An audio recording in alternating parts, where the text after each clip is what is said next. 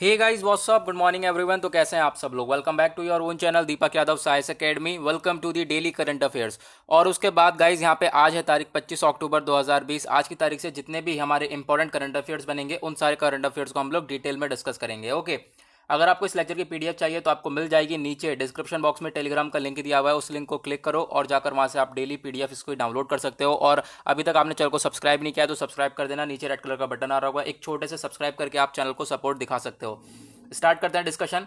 और पहला है हमारा ये आर्टिकल। ये बेसिकली किस चीज़ के बारे में बात कर रहा है, फाइनेंशियल एक्शन टास्क फोर्स के बारे में बात हो रही है। मैं भी आपको बताऊंगा। पहले मैं आपको बताऊं, इस आर्टिकल को हमने टाइम्स ऑफ इंडिया से लिया है। इंटरनेशनल रिलेशंस के पॉइंट ऑफ व्यू से इंपॉर्टेंट है। और अगर आप यूपीएससी यानी आईएएस की तैयारी कर रहे हो तो इंटरनेशनल रिलेशंस आपके जीएस पेपर 2 के अंदर में आता है। ओके, तो यहाँ पे अगर हम बात करें तो बेसिकली आर्टिकल है ये कि जो एफएटीएफ है उसने बोला कि जो पाकिस्तान है वो ग्रे लिस्ट के अंदर रहने वाला है फरवरी 2021 तक। ओके, तो यहाँ पे जो पाकिस्तान को ग्रे लिस्ट में रखने वाले हैं 2021 तक। अब यहाँ पर हमारे लिए जो इंपॉर्टेंट है, जहाँ से क्वेश्चन बनने की पूरी पूरी पॉसिबिलिटी है, वो है FATF, financial action task force. ये है क्या भाई? देखो इसका काम क्या होता है। इसका काम है मनी लॉन्ड्रिंग को कॉम्बैट करना and the second thing is terror attack को कॉम्बैट करना। यानी कि जो भी हमारा गलत तरीके से पैसा कमाया हुआ होता है वो जो इकोनॉमी के अंदर आ जाए, मार्केट के अंदर आ जाए, तो उसको रोकने के लिए यहाँ पर एफएटीएफ काम करता है। यानी कि जो ब्लैक मनी है उसको जो वाइट मनी में कन्वर्ट कर दिया जाता है उसको रोकता है। और साथ ही साथ जो टेरर अटैक है, टेरर टेरर आप कह सकते हो टेरर जो फंडिंग है, ठीक है, क्योंकि अगर हम पैसा अगर प्रोवाइड होता है टेररिस्ट को तभी वो जो है टेररिज्म इंक्रीज होता है। अदरवाइज अगर पैसा ही नहीं जाएगा तो फिर वो टेररिज्म इंक्रीज नहीं होगा। तो जो ये टेरर फंडिंग होती है इसको भी रोकने का हमारा फाइनेंशियल एक्शन टास्क फोर्स ही काम करता है। ओके, इसको रोकने के लिए यहाँ पर बेसिकली काम करता है। दो मकसद हैं इसके, अब याद रखना। सेकेंड, पहला है हमारा मनी लॉन्ड्रिंग और दूसरा है हमारा टेरर अटैक को रोकने का काम करता है। दूसरी चीज यहाँ पे जो एफएटीएफ है ये दो लिस्ट बना के चलता है अपनी। एक ब्लैक लिस्ट बनाता है और एक ग्रे लिस्ट। जो भी कंट्रीज अगर यहाँ पर ये सारे काम करती है उनको ब्लैक लिस्ट और ग्रे लिस्ट के अंदर डाल दिया जाता है। जैसा कि अभी हमारा पाकिस्तान ग्रे लिस्ट के अंडर में है। ओके, अगर ब्लैक लिस्ट में आ जाती है कंट्री तो उसका काफ़ी ज़्यादा बुरा हाल कर दिया जाता है। ठीक है, उसको सारी की सारी जो उसकी फैसिलिटीज़ वगैरह है वो सारी जो है छीन ली जाती हैं। और यहाँ पर पूरी पूरी कोशिश करी जाती है कि उस कंट्री के द्वारा ये मनी लॉन्ड्रिंग और टेरर फाइनेंसिंग ना करी जाए।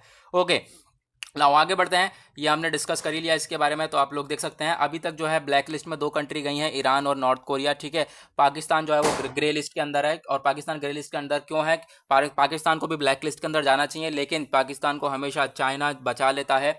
ठीक है, चाइना, मलेशिया, टर्की ये मिलकर जो है पाकिस्तान को बचा लेते हैं। नाउ नेक्स्ट आर्टिकल, हमारा दूसरा आर्टिकल यहाँ पर बात कर रहा है वर्ल्ड डेवलपमेंट इंफॉर्मेशन डे के बारे में। ये हमने टाइम्स ऑफ इंडिया से लिया है। ये भी इंटरनेशनल रिलेशंस के पॉइंट ऑफ व्यू से इंपॉर्टेंट है। यानी कि अगर आप यूपीएससी आईएएस की तैयारी कर रहे हो तो जीएस पेपर 2 के पॉइंट ऑफ व्यू से ये आर्टिकल आपके लिए इंपॉर्टेंट है। वर्ल्ड डेवलपमेंट इंफॉर्मेशन डे 2020 हर साल 24 अक्टूबर को मनाया जाता है। इसका थीम क्या है? Information and communication technologies. यानी कि नए नए सॉल्यूशंस लेकर आए जाएं, जो कि अभी चैलेंजेस आ रहे हैं उनके लिए नए नए सॉल्यूशंस लेके आए जाएं। ओके, तो ये जो डे है इसको यूएन जनरल असेंबली ने एस्टेब्लिश किया था 1972 में। और ये भी याद रखना 24 अक्टूबर को। चलो ये दिन तो हम मनाते ही मनाते हैं। इसके साथ एक और दिन मनाया जाता है यूनाइटेड नेशंस डे। ओके, तो 24 अक्टूबर को दो दिन मनाए जाते हैं। एक है हमारा वर्ल्ड डेवलपमेंट इंफॉर्मेशन डे और दूसरा यूनाइटेड नेशंस डे। तो इसको याद रखना, आगे हम लोग इसी के ऊपर बात करेंगे अभी। तो 24 अक्टूबर को यूनाइटेड नेशंस डे भी मनाया जाता है। ये आर्टिकल हमने यूनाइटेड नेशन के पोर्टल से लिया है। इंटरनेशनल रिलेशंस के पॉइंट ऑफ व्यू से इंपॉर्टेंट है। इंटरनेशनल रिलेशंस यानी कि जनरल स्टडीज पेपर 2 के पॉइंट ऑफ व्यू से इंपॉर्टेंट है। अगर हम इसके बारे में बात करें तो जो यूनाइटेड नेशन डे यहाँ पे मार्क्स करता है anniversary of the entry in the enforce 1945 of the UN charter. जब यहाँ पर ये सारा का सारा जो यूएन है हमारा वर्किंग में कब आया? 1945 में जो है वर्किंग में आया। जो ये चार्टर है साइन करा गया था 26 जून 1945 में 50 कंट्रीज़ के द्वारा। और 50 कंट्रीज़ ने साइन किया, यानी कि यूनाइटेड नेशंस में आ गए। फिर उसके बाद जो है पोलैंड बाद में इसको साइन किया पोलैंड ने, और इस पोलैंड के साइन करने के बाद ये 51 कंट्रीज़ बन गई। ओके, जो यूनाइटेड नेशन है ये ऑफिशियली यहाँ पे एग्जिस्टेंस में आया 24 अक्टूबर 1945 से। यानी कि ऑफिशियली जब कब से काम करने लगा यूनाइटेड नेशन? 24 अक्टूबर 1945 से। ओके, तो इसके बारे में याद रखना ना। अगर हम बात करें जो यूनाइटेड नेशन नाम है ये कौन लेकर आया था? यूनाइटेड स्टेट के प्रेसिडेंट थे उस समय के, फ्रैंकलिन डी रूसवेल्ट। तो इनके द्वारा यहाँ पे ये नाम लेकर आया गया था, जो कि इस्तेमाल करा गया था सबसे पहले 1 जनवरी 1942 में। एक डिक्लेरेशन हुई थी, ठीक है, सेकेंड वर्ल्ड वॉर के टाइम पर। तो उस टाइम पर ये वर्ड इस्तेमाल करा गया था इनके द्वारा। ओके, नाउ 24 अक्टूबर को यहाँ पर सेलिब्रेट करा जाता है यूनाइटेड नेशन डे। 1948 से ही हम लोग इसको सेलिब्रेट करते जा रहे हैं। और जो अब की बार का 2020 यानी इस साल का जो यूनाइटेड नेशन डे है उसकी जो 75th एनिवर्सरी है ये, तो इसको भी याद रखना। नेक्स्ट आर्टिकल है हमारा ईएसआई स्कीम के बारे में। इस आर्टिकल को हमने पीआईबी से लिया है, इकोनॉमी के पॉइंट ऑफ व्यू से इंपॉर्टेंट है, इकोनॉमी यानी कि जनरल स्टडीज पेपर 3 के पॉइंट ऑफ व्यू से इंपॉर्टेंट है। यहाँ पे जो गवर्नमेंट ऑफ इंडिया है उसने एम्प्लॉयज स्टेट इंश्योरेंस जो ये स्कीम है उसको एक्सटेंड कर दिया है, और फर्स्ट टाइम जो है अरुणाचल प्रदेश में ये स्कीम लगाई जाएगी 1 नवंबर 2020 से। 1 नवंबर 2020 से जो ये स्कीम है ये लागू होगी अरुणाचल प्रदेश में। अब बात करते हैं इस स्कीम में क्या क्या खासियत है। अब इस स्कीम के तहत जो एम्प्लॉयज़ होंगे उन सबको मेडिकल केयर दिया जाएगा, कैश बेनिफिट दिया जाएगा, और यहाँ पर अगर उन्हें कोई कैश बेनिफिट जैसे कि उनको कोई अर्जेंट ज़रूरत है पैसे की तो उन्हें पैसा दिया जाएगा। इंजरी, सिकनेस, डेथ या फिर कोई ऐसी सिचुएशन उनके साथ होती है तो उन लोगों को पैसा प्रोवाइड करवाया जाएगा, सब इस स्कीम के अंडर में। ओके, तो ये स्कीम जो है कवर कर रहा है 3.49 करोड़ ऑफ फैमिलीज़ को। ओके, और यानी कि मेडिकल केयर वगैरह दी जाएगी पूरी की पूरी इन सब फैमिलीज़ वगैरह को, कैश बेनिफिट दिया जाएगा, यानी कि पूरा पूरा एम्प्लॉय को मदद करने की बात करी जा रही है। और खासकर बात करें अरुणाचल प्रदेश में तो यहाँ पर बात हो रही है, ठीक है, कि अरुणाचल प्रदेश में इस स्कीम को हम लोग लागू करने वाले हैं फर्स्ट नवंबर ऑफ 2020 से। ओके, तो जो ये ईएसआई स्कीम है today stands implemented in 568 districts. आज के टाइम पे जो ये स्कीम है ईएसआई वो 568 डिस्ट्रिक्ट्स में ऑलरेडी हमने इम्प्लीमेंट कर दी है, ठीक है, on all the union states and territories, सभी जगह यहाँ पर इसको इंप्लीमेंट कर दिया गया एक्सेप्ट लक्षद्वीप। लक्षद्वीप को छोड़कर सब जगह यहाँ पर इसको इंप्लीमेंट कर दिया, ये याद रखना, ठीक है। ईएसआई स्कीम को लक्षद्वीप में इंप्लीमेंट नहीं कराया हमने। उसके बाद यहाँ पे इतने सारे बेनिफिट्स मिल जाते हैं एम्प्लॉयज़ को, उसके साथ साथ जो भी यहाँ पर एम्प्लॉय होता है उसको अनएम्प्लॉयमेंट अलाउंस भी दिया जाता है, यानी कि कभी उसके पास कोई काम नहीं है, वो काम नहीं कर रहा, बेरोजगार है, तो उसके लिए वहाँ पे उसको पैसा वगैरह प्रोवाइड करा जाता है, ठीक है, 2 स्कीम्स के अंडर में, जैसे कि आप लोग देख सकते हो, अटल बीमित व्यक्ति कल्याण योजना और दूसरी है राजीव गांधी श्रमिक कल्याण योजना। तो इसके अंडर में स्कीम दिया जाता है जो कि बेरोजगार लोग होते हैं, ठीक है, अनएम्प्लॉयमेंट अलाउंस प्रोवाइड करवाया जाता है। नेक्स्ट आर्टिकल हमारा बात करता है इंटरनेशनल स्नो लेपर्ड डे 2020 के बारे में। तो जो इंटरनेशनल स्नो लेपर्ड डे है ये 23 अक्टूबर को मनाया जाता है, और इस बार भी 23 अक्टूबर को मनाया गया है। इसे हमने पीआईबी से लिया है, एनवायरमेंट के पॉइंट ऑफ व्यू से इंपॉर्टेंट है, एनवायरमेंट यानी कि जीएस पेपर 3 के पॉइंट ऑफ व्यू से ये आर्टिकल इंपॉर्टेंट हो जाएगा।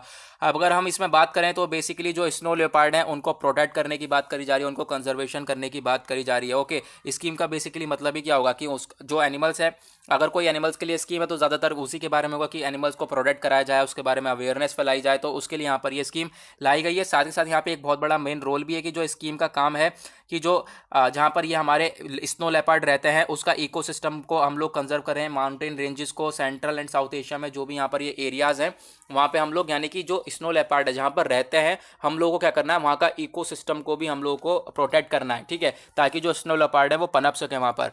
ओके, तो यहाँ पर गवर्नमेंट ने कमिट करा कि जो लैंडस्केप रिस्टोरेशन है वो भी देखा जाएगा स्नो लेपर्ड के लिए। जैसे मैंने भी बताया कि जो स्नो लेपर्ड है उनके लिए जो एरिया वगैरह है वहाँ का इकोसिस्टम है उसके ऊपर भी ध्यान दिया जाएगा, ताकि जो स्नो लेपर्ड है वो लंबे समय तक वहाँ पर रह सके। ओके, तो उसके बारे में बात करी गई। और अभी आपको पता होगा हमारे पास 3 लार्ज लैंडस्केप हैं जहाँ पर ये पाए जाते हैं, जैसे कि हेमिस सिप्ती जो कि लद्दाख और हिमाचल प्रदेश में है, नंदा देवी जो कि गंगोत्री उत्तराखंड में है, और कंचेंग दोंगजोगा, तो यहाँ पर आप लोग देख सकते हो खांगचेनजोंगा भी कह लो, ठीक है, ये है ताइवान, अक्रॉस सिक्किम और अरुणाचल प्रदेश में यहाँ पर ये एरिया पड़ जाता है।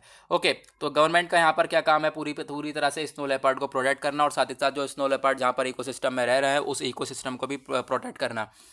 लास्ट आर्टिकल है हमारा इंडियन एनर्जी फोरम के बारे में। प्राइम मिनिस्टर जो है इनॉग्रेट कर रहे हैं इंडियन एनर्जी फोरम 26 अक्टूबर को 2020 को, यानी 26 अक्टूबर को एक इवेंट होने वाला है। और वो इवेंट किस किस के द्वारा ऑर्गेनाइज करा गया है, नीति आयोग के द्वारा, ministry of petroleum natural gas के द्वारा, और 45 कम से कम जो है 45 सीईओज जो कि अलग अलग ऑयल और गैस कंपनीज के हैं वो सब इस इवेंट को अटेंड करने वाले हैं। ओके, तो बेसिकली यहाँ पर जो बात करने वाले हैं इन सारी जो पेट्रोलियम और नेचुरल गैस है उनको लेकर। उसके बाद जो यहाँ पे ये भी बोला गया जो इंडिया है वो एक इंपॉर्टेंट प्लेयर है ग्लोबल ऑयल और गैस सेक्टर के में, ठीक है, इंडिया एक इंपॉर्टेंट रोल प्ले करता है ग्लोबल ऑयल और गैस सेक्टर में। Okay, India 3rd largest consumer है क्रूड ऑयल का, यानी कि सबसे ज़्यादा कंज्यूम करता है इंडिया, 3rd लार्जेस्ट कंज्यूमर है पूरे दुनिया में क्रूड ऑयल का, और साथ ही साथ 4th लार्जेस्ट कंज्यूमर है एलएनजी इंपोर्टर का, ठीक है, लिक्विफाइड नेचुरल गैस का यहाँ पे इंपोर्टर भी है इंडिया। तो उसको लेकर यहाँ पे मीटिंग्स वगैरह कराई जाएंगी, और इसकी भी मीटिंग्स में इन सब चीज़ों को लेकर बात करी जाएगी।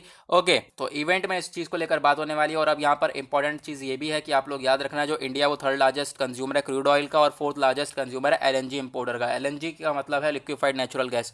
ओके, तो इसी के साथ वो हमारा पूरा का पूरा एनालिसिस खत्म। और अभी तक आपने चैनल को सब्सक्राइब नहीं किया है तो नीचे रेड कलर का बटन आ रहा होगा, सब्सक्राइब कर देना, और बेल आइकन जरूर प्रेस कर देना ताकि आप कोई भी वीडियो की नोटिफिकेशन मिस ना कर सको। तो आज के लिए बस इतना ही, मिलेंगे आप लोगों से कल। आज के लिए bye bye, have a nice day.